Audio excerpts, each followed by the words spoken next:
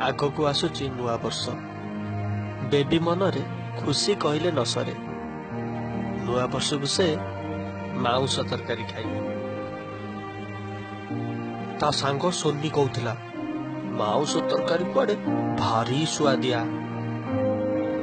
ता बो भी कहूथिला बापा थिला बेले कुआडे तापर सबु बेले माउस तरकारी हुए, किंतु बापा मला पर आउ माउस तरकारी हो। बो को जेते कहले बो जम्मा माउस आणु।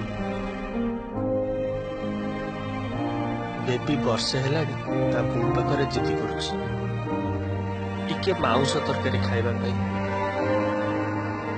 काहू केते दिन हेला से ता बो को कहछि बोलो टिके माउस तरकारी आणंतुनी खाउंती। एथर बेबी बो बेबी कथा काटी पारिलानी।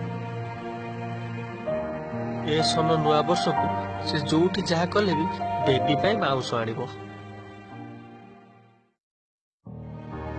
आज नुआ वर्ष सकाळ पहरु बो बाबू घर को काम करबा को जाइछि।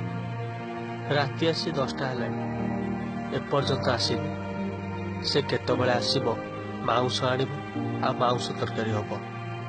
बेबी एई कथा भाबी भाबी केतबेलु सोई पड़िलानी।